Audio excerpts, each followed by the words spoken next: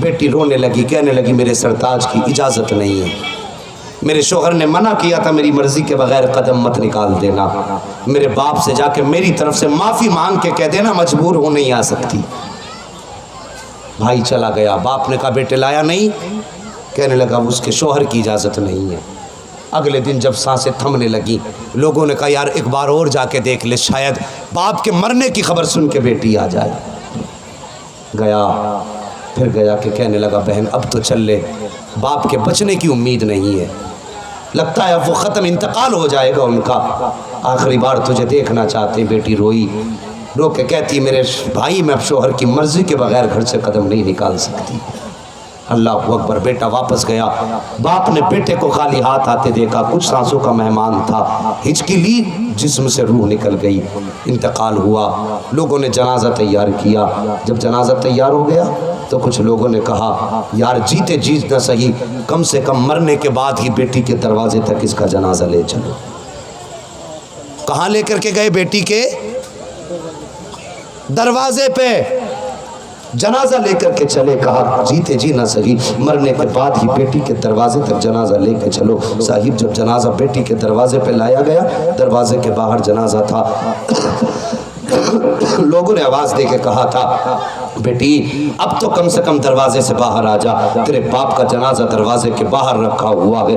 اتنا سنا بیٹی کی چیخ نکل گئی، رو کے کہنے لگی جب یہاں تک لائے ہو اتنی مہربانی کرو دروازے کے اندر تک میرے باپ کا جنازہ لا کے رکھ دو، اس لیے کہ میرے بعد شوہر کی اجازت نہیں ہے، میں دروازے سے باہر قدم نہیں نکال سکتی۔ جیسی اتنی بات بچی نے کہی ہے، لوگ آگے بڑھے، بچی کے جنازے کو، باپ کے جنازے کو اٹھایا اور بچی کے دہلیز پہ جا کے رکھا۔ صحن میں باپ کا جنازہ لایا گیا، بیٹی کی چیخ نکل گئی، روئی، آ کے اس کے بعد باپ کا ماتھا چوما اور اس کے بعد قدموں میں آئی، تلوے چومے اور اس کے بعد کہا تھا یا اللہ تو خوب جانتا ہے یہ میرے رشتہ دار کا جنازہ نہیں ہے، یہ میرے خاندانی کا جنازہ نہیں ہے، یہ میرے کوئی قریب کا تعلقات والا نہیں ہے، میرے مالک تو خوب جانتا ہے یہ میرے باپ کا جنازہ پڑا ہوا ہے، یہ اس کا جنازہ ہے جس نے لقمے لقمے کر کے بیٹی کو کھلایا تھا، یہ اس کا جنازہ پڑا ہے جس نے کاندھے پہ بٹھا کر کے مجھے چلنا سکھایا تھا، یہ اس کا جنازہ ہے میرے مالک جس نے مجھے سینے سے لگا کر کے پال پوس کے بڑا کیا تھا، لیکن میرے اللہ تو خوب جانتا ہے اس نے مجھے دیکھنے کے لیے بلایا، اے اللہ میں نہ جا سکی،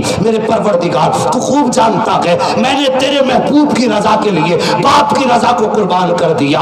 اللہ اکبر۔ اتنی بات بیٹی نے رو کے کہی تھی اور اس کے بعد پھر جنازہ لے جایا گیا ہے۔ کچھ دن کے بعد لوگوں نے خواب میں دیکھا کہ یہی باپ جنت کی بہاروں میں ٹہل رہا ہے۔ کسی نے کہا تھا یار سچ بتا تو اتنی آسانی سے جنت میں کیسے پہنچ گیا؟ تو اس بوڑھے نے کہا تھا کہ عمل تو بہت برے تھے، گناہ ہی گناہ تھے، لیکن جب قیامت میں جب میں رب کی بارگاہ میں آیا اور حساب و کتاب کا معاملہ ہوا تو رب نے فرمایا سن تیری بیٹی جس کو تو روتا چھوڑ کر کے آیا ہے اس نے محبوب کی رضا کے لیے تیری دی ہوئی تعلیم کے مطابق اپنے باپ کی رضا کو قربان کر دیا۔ جا ہم تیری بیٹی سے اتنے راضی ہو گئے ہیں، اتنے راضی ہو گئے ہیں کہ ہم نے تیری بیٹی کو بھی جنتی بنا دیا کہ اس کے صدقے میں تجھ کو بھی جنتی بنا دیا۔ سبحان اللہ۔ صاحبو جب بیٹیاں باپردہ ہوتی ہیں تو باپ بھی بخشے جاتے ہیں۔ مہربانی کرو بیٹیوں کو پردے کی تلقین کرو، اپنے بچوں کو پردے کے بارے میں سکھاؤ سمجھاؤ تاکہ وہ پردہ کریں۔ وہ جوانوں مہربانی کرو کسی کی بیٹی کا جینا دشوار نہ کرو۔ بہت آسان سمجھتے ہیں، کوئی کہتا ہے چلو میں جنت ہے، کوئی کہتا ہے اعتکاف میں جنت ہے، کوئی کہتا نہیں جی حج کراؤ جنتی ہو جاؤ گے۔ صاحب یاد رکھنا اگر دل توڑ کے 1000 حج بھی کر لو گے اللہ منہ پہ مار دے گا۔ کسی کو ستا کے تم پوری زندگی مدینے میں گزار دو، رب کو تمہاری وہ زندگی پیاری نہیں ہے۔ ہاں جوانوں اگر جنت میں جانا چاہتے ہو کسی غریب بیٹی کا سہارا بن جاؤ، کسی غریب کا سہارا بن جاؤ، اور یار دولت کی نیت سے شادی مت کرو، یہ سوچ کے نکاح کرو گے کہ ہم اس سے نکاح کر لیں ہم امیر ہو جائیں گے تو اس وقت تک موت نہیں آئے گی اللہ جب تک تم کو بھکاری نہیں بنا دے گا۔ ہاں نیک سیرت لڑکی تلاش کرو، پارسا بیٹی ڈھونڈو، پردے والی لڑکی تلاش کرو، بھلے غریب کی ہو لیکن مصطفیٰ کی سچی وفادار ہونی چاہیے۔ ایسی بیٹیاں تلاش کرو اور صاحب غریب کی بیٹی کا ہاتھ تھامو۔ وہ یار کیا ہے تصور اسلام میں برات کا تصور نہیں ہے۔ کئی سو لوگ برات میں جا رہے ہیں، زمین اکھاڑ کے پھینک دی لڑکی والے کی، حالت خراب ہے۔ جیسی برات آنے کا وقت ہوتا ہے نا تو لڑکی والا پریشان ہوتا ہے، موسم کوئی بھی ہو ماتھے کا پسینہ صاف کرتا ہے، وہ کہتا پھرتا ہے یار کمی رہ جائے تو معاف کر دینا، کمی ہو جائے تو معاف کر دینا، یہ بیٹی والا ہوتا ہے۔ اور میری قوم کے جوانوں تم سے ایک بات اور کہہ کے گزر جانا چاہتا ہوں، میری بات سمجھ لیجئے، اگر کبھی بیٹی والے کے ہاں تمہاری دعوت ہو تو اپنے گھر پہ کھانا کھا کے جایا کرو، اور تھوڑا بہت اس کا دل رکھنے کے لیے وہاں جا کے کھا لیا کرو۔ کئی دن کا کھانا اکٹھا جا کے نہ کھایا کرو، اور ایک کی دعوت ہوتی ہے ایک کو ساتھ بٹھا کے چل دیا کرتے ہو، تم نے جا کے پیٹ بھر کے کھا لیا۔ 300 لوگوں کی بارات آئی، اگر اس نے 300 کو کھانا کھلا دیا تو کا کھانا کم پڑ گیا تو 300 کا کھانا بھی پانی پھر جایا کرتا ہے، اور تو بدنام کر دیا کرتے ہیں بیٹی والوں کو۔ مہربانی کرو اگر کسی بیٹی والے کے گھر پہ دعوت ہوا کرے تو مہربانی کرنا کہ بیٹی کے گھر پہ اپنے گھر سے کھا کے جایا کرو، جتنوں کی دعوت ہو اتنے ہی جایا کرو۔ تمہیں نہیں معلوم ہے جب بیٹی والے کے مکان پہ بارات کھانا کھایا کرتی ہے تو کبھی ادھر چکر لگا رہا ہے، کبھی ادھر چکر لگا رہا ہے، اور بار بار دل میں کہہ رہا ہے یا اللہ اس باپ کی لاج رکھ لینا، اس باپ کی بیٹی کو عزت سے رخصت کرا دینا، یا اللہ کسی چیز میں کمی نہ ہو جائے، یا اللہ برکت دے دینا۔ یہ غریب بیچارہ چکر لگا رہا ہے، طرح طرح کے رب کی بارگاہ میں رو کے التجائیں کر رہا ہے۔ ہاں صاحب غریبوں کے مددگار بنا کرو، گھر سے کھا کے جایا کرو، اور یہ سوچ کے کھا کے جایا کرو ہم یہاں کھا کے جائیں گے تاکہ غریب پہ بوجھ کم ہو جائے، غریب پہ دباؤ کم ہو جائے۔ اور یار براتوں میں 500 لوگ لے کے نہ جاؤ، 300 لوگ لے کے نہ جاؤ، صرف اپنے بیٹے کو لے لے، 2-4 ذمہ دار لوگ لے لے، اور لے کر کے کسی بہن بیٹی کے غریب کے دروازے پہ چلا جا اور جا کے کہہ دے کہ تیرے دروازے پہ میں برات لے کر کے نہیں آیا، مدینے والے مصطفیٰ کی سنت لے کر کے آیا ہوں۔ عزت کے ساتھ اپنے بیٹے کی بیٹی کا نکاح میرے بیٹے کے ساتھ کر دے، صرف بیٹی لے کر کے آ۔ میں یہ نہیں جانتا ہوں کہ جب تو غریب کی بیٹی کو خالی ہاتھ لے کر کے آئے گا تو یہ دنیا والے کیا کہیں گے، سماج والے کیا کہیں گے، معاشرہ کیا کہے گا، سوسائٹی کیا کہے گی، لیکن اتنا ضرور جانتا ہوں جب تو غریب کی بیٹی کو عزت سے اپنے گھر کی عزت بنائے گا اور وہ مسکرائے گی، خدا کی قسم تو گھر میں بعد میں آئے گا، مدینے والے کا سلام پہلے پہنچایا جائے گا۔ اگر چاہتے ہو مصطفیٰ راضی ہوں تو مصطفیٰ کی امت کی غریب بیٹیوں کے ساتھ اچھا برتاؤ کرو، اور یہ جو بلا چلی ہے نا مروجہ جہیز کی، اس بلا کو ختم کرو، صرف سنت کے مطابق جہیز دو تاکہ غریب بیٹیوں کا جینا دشوار نہ ہو، آسان ہو جائے۔ بات سمجھ گئے میری؟ اتنی باتیں جو میں نے کہی ہیں۔ فرمایا گیا لقد کان لکم فی رسول اللہ اسوۃ حسنہ، میرے محبوب کی زندگی تمہارے لیے بہترین نمونہ ہے۔ اپنے آپ کو محبوب کی زندگی کے سانچے میں ڈھالیے، صاحب سانچے میں ڈھالیے۔ جوانوں اپنے ہر کام میں مصطفیٰ کی رضا تلاش کرو، مصطفیٰ کو راضی کرنے کی کوشش کرو۔ یاد رکھو اگر مدینے والا راضی ہو جائے گا تو کعبے والا بھی راضی ہو جائے گا۔ ہاں نبی سے سچا پیار کرو، نبی سے سچا عشق کرو۔ جوانوں اٹھتے بیٹھتے نبی کی اداؤں کو اپناؤ، نبی کے طریقے کو اپناؤ، نبی کے کردار کو اپناؤ۔ اور میں آج یہاں آیا ہوں، کاش ایسا ہو جائے میری اتنی دیر کی گفتگو کی کسی بھی جوان پہ اتنا اثر ہو جائے کہ وہ آقا کریم کی رضا کے لیے، اپنے رب کی رضا کے لیے اتنا عہد کر لے کہ ہم کسی سے جہیز مانگ کے، بولو مانگ کر، کیوں نہیں بول رہے ہو کہ جیبیں کاٹنی ہے کیا کسی کی؟ جہیز مانگ کر نہیں لیں گے، اور جو لیں گے اللہ ان کا بیڑا غرق کرے گا۔ یہ بھی لکھ لینا، اگر تمہاری وجہ سے کوئی غریب رویا نا تو یہ مت سوچ لینا غریب لاوارث ہے، یہ مت سوچ لینا کوئی مفلس لاوارث ہے۔ خدا کی قسم میرے نبی نے فرمایا جس کا کوئی وارث نہیں اس کا مدینے والا مصطفیٰ وارث ہے۔ اگر کسی امیر کے ظلم کی وجہ سے غریب رویا تو کسی کو خبر ہو نہ ہو مدینے والے مصطفیٰ کو خبر ہو جاتی ہے۔ اور میرے نبی نے فرمایا میرے امتی کے پیر میں کانٹا چبھ جائے تو امتی کو درد بعد میں ہوتا ہے، مدینے والے کو درد پہلے ہو جایا کرتا ہے۔ مہربانی کرو یار، 4 دن کی زندگی ہے۔ آج آئے دن مسجدوں سے جنازوں کے اعلان ہوتے ہیں، کوئی کہتا فلاں نہیں رہا، کوئی کہتا فلاں نہیں رہا۔ ایک دن وہ بھی آئے گا کہ لوگ ہمارا نام لے کے مسجد سے کہیں گے آج فلاں نہیں رہا ہے۔ اس سے پہلے کہ مسجد سے ہمارا اعلان کیا جائے साहिब अपने आप को बदलो, अपने तरीक़े बदलो, अपने आप को मुस्तफ़ा का सच्चा आशिक बनाओ और नबी से ऐसा इश्क करो जैसा इश्क मुस्तफ़ा के बिलाल ने किया था। नबी से ऐसा इश्क करो जैसे मुस्तफ़ा के अबू बकर ने किया था। नबी से ऐसा इश्क करो जैसा नबी की उमर ने किया था। और ऐसा इश्क किया था खुदा की कसम, उनकी ज़िंदगी की करवट करवट बोला करती थी कि तुम्हें जाना, तुम्हें माना, न रखा गैर से काम, लिल्लाहिल हम्द में दुनिया से मुसलमान गया।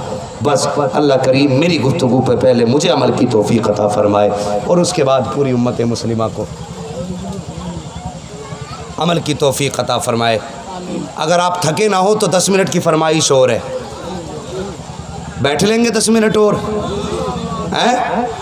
अगर 10 मिनट और चाहते हैं तो सारे अपनी जगह पे खड़े हो जाएं और खड़े होकर ज़रा 10-10 कदम आगे आ जाइए, आगे आ जाइए, आओ करीब हो जाओ। सुभान अल्लाह, अल्लाह सलामत रखे। जो आज मिंबर की तरफ करीब हो रहा है अल्लाह उसको मदीने के करीब फरमा दे। सुभान अल्लाह, आगे आ जाइए, आगे आ जाइए, अल्लाह सलामत रखे। अल्लाह अकबर। बस 10 मिनट की बात और है, मुझे हुक्म दिया गया है। क्या बात है भाई, आ रहे नहीं?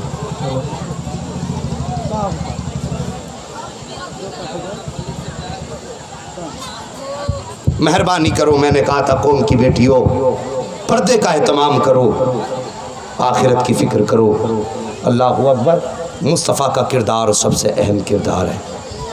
आज अगर किसी गरीब की बेटी ना रोती है, क्या ये समाज में होता नहीं कि बाप ज़मीनें बेच के बेटी को दे रहा है? जहेज़ में होता नहीं होता? कितने बापों ने घर बेच दिए और ख़ुद किराए के मकान में रहने लगे। और जब उनसे पूछा गया यहाँ क्यों पड़े हो, कहते हैं लड़की वालों ने इतना पैसा मांगा था, देने के लिए कुछ न था, एक बेटी थी मकान बेच के दे दिया। बाबा अब तू कहाँ रहेगा? कहता कुछ दिन की ज़िंदगी है, यूं ही तेरे मेरे बसेरों में बसेरे हो जाएंगे। ये दिन देखना था मुस्तफ़ा की उम्मत को, आज का दिन भी देखना था। खुदा की कसम, मेहरबानी करो, मेरे नबी की बारगाह में हातिम ताई की पोती आई, उसके सर पे दुपट्टा नहीं था। क्या नहीं था? बोलो, सारे जोर से बोले हैं। दुपट्टा नहीं था। कहने लगी हुजूर आप बड़े लजपाल हो, मेहरबान हो, करीम हो, आपकी चौखट से कोई खाली नहीं गया। मुसलमानों के नबी, मेरे ख़ानदान वालों ने मेरी टोपी, मेरा दुपट्टा छीन लिया और मुझे रुसवा करके ख़ानदान से निकाला गया। क्या आपकी चौखट से एक चादर मिल जाएगी? मेरे नबी ने अपनी मुजम्मिल वाली चादर उतारी और उस बेटी के सर पे रखी ना, तो सहाबा कहने लगे हुजूर किसको पहना रहे हैं मुजम्मिल वाली चादर? इसने तो आपका कलमा भी नहीं पढ़ा, इसने तो आपका दीन भी कबूल नहीं किया और इतनी अजमतों वाली चादर उड़ा रहे हैं। मेरे नबी ने फरमाया सहाबा चुप हो जाओ, बेटी बेटी हुआ करती है, चाहे काफिर की बेटी हो चाहे मुसलमान की बेटी हो। अल्लाह अकबर। ये बेटी का एहतराम मेरे नबी ने सिखाया। आज हम ही बेटियों को फांसी पे चढ़ने पे मजबूर कर रहे हैं। हमारी वजह से बेटियां मौत को सीने से लगा रही हैं। ये दिन देखना था मुस्तफ़ा की उम्मत को। और यार भले ही जल्द से कम करना, लेकिन नबी के किरदार को अपना लो, नबी के तरीक़े को अपना लो। जल्द से ज़िंदगी में 10 कम करके मर जाना और नबी की 2 सुन्नतें अपना के ज़्यादा मर जाना। खुदा की कसम, जब कब्र में पहुंचोगे तो कोई कहेगा रईस का जनाजा है, फरिश्ते कहेंगे रईस का नहीं, मुस्तफ़ा की उम्मत के शहीद का जनाजा है। मगर शर्त है उनकी सुन्नत को ज़िंदा करके मरना है। हाँ, उनकी सुन्नत को ज़िंदा करके मरना है। मेरी तकरीर तबे यार को बेचैन करती है, सबब क्या है वही कहता हूँ जो दिल पर गुजरती है। ये उम्मत का अलमिया था जो मैंने आपके सामने रखा। आज हमारे समाज की ये बुराई थी जो आपके सामने मुझे रखना पड़ी। अल्लाह तौफीक दे और खुदा करे किसी गरीब की बेटी फिर गुर्बत की वजह से ना रोए। बोलो इंशाअल्लाह, अरे कह दो जोर से इंशाअल्लाह। किसी गरीब की बेटी या अल्लाह गुर्बत की वजह से ना रोए। मेरे अल्लाह, जो बेटियां बाप की दहलीज पे गुर्बत की वजह से बैठी है, परवरदिगार उन बेटियों के निकाह के गैब से असबाब मुहैया फरमा दे, उन बेटियों के निकाह के असबाब मुहैया फरमा दे। या अल्लाह, जो बेटी अपने ससुरालों में है, परवरदिगार उनके मुकद्दर अच्छे फरमा दे। या अल्लाह, हर बाप की बेटी का नसीब अच्छा कर दे। ہر باپ کی بیٹی کا نصیب اچھا کر لے. اور صاحب کسی کی بیٹی کو ستایا نہ کرو, کسی کی بیٹی کو رلایا نہ کرو. ہر باپ کی بیٹی اپنے باپ کے جگر کا ٹکڑا ہوتی ہے. کیا ہوتی ہے؟ جگر کا ٹکڑا ہوتی ہے. جب بیٹی رخصت ہوتی ہے نا تو باپ چھپ چھپ کے روتا ہے, ماں بھی چھپ کے روتی ہے. وہ بھائی جو کبھی کبھی لڑتے رہے وہ بھی چھپ کے روتے ہیں. اور یار گھر والے نہیں, خاندان والے روتے. تم نے دیکھا ہوگا ہم قربانی کے جانور کو سال بھر پالتے, پھر اس سے اتنی محبت ہو جاتی ہے کہ جب ہم اسے ذبح کرنے کے لیے بھیجتے تو کہتے ہیں یار نظروں کے سامنے ذبح مت کرنا, اسے ہم نے 1 سال پالا, اس سے محبت ہو گئی ہے. اور یار جانور کو سال بھر پالو تو اس سے اتنی محبت ہو جاتی ہے. اور پھر بیٹی کو تو باپ 18 سال سینے سے لگا کے پالتا ہے, اس سے کتنا پیار اس کو ہوتا ہوگا. اور جب سسرال کے اندر بیٹی ستائی جاتی ہوگی تو باپ کے جگر پہ کیا گزرتی ہوگی, باپ کے دل پہ کیا گزرتی ہوگی. اور باپ بیٹی کا رشتہ بھی بڑا عجیب ہوتا ہے صاحب. ایک دن حضرت عائشہ صدیقہ نبی کی بارگاہ میں بیٹھی ہوئی ہے, اچانک حضرت فاطمہ الزہرا نبی کی چوکھٹ پہ آئی. ام المومنین حضرت عائشہ صدیقہ نے کہا تھا یا رسول اللہ وہ دیکھو آپ کا جگر کا ٹکڑا آ گیا ہے. اتنی بات کہی تھی یا رسول اللہ آپ کے جگر کا ٹکڑا آ گیا ہے. میرے نبی اٹھ کے کھڑے ہو گئے, بیٹی کے لیے اٹھ کے کھڑے ہو گئے اور بیٹی کا استقبال کیا. حضرت فاطمہ قریب آئی, میرے نبی نے ہاتھ چھومے, فرمایا فاطمہ بیٹی اچانک کیسے آنا ہوا, کوئی خبر تک نہیں بھیجی, اچانک آ گئی. کہنے لگی بابا ذرا بیٹھیے. سرکار بیٹھے, اپنی جگہ پہ حضرت فاطمہ کو بٹھایا. آؤ تمہیں رشتہ بتا رہا ہوں باپ بیٹی کا رشتہ کیا ہوتا ہے. جب بیٹھے نا میرے نبی نے فرمایا فاطمہ اچانک کیسے آنا ہوا. جیسے اتنی بات کہی نا اچانک کیسا ہوا آنا ہوا, نبی کی بیٹی نے اپنے دوپٹے کا ایک کونا پکڑا جس کے اندر گانٹھ لگی ہوئی تھی. آپ نے گانٹھ کھولنا شروع کی. نبی فرماتے فاطمہ اس میں ہے کیا.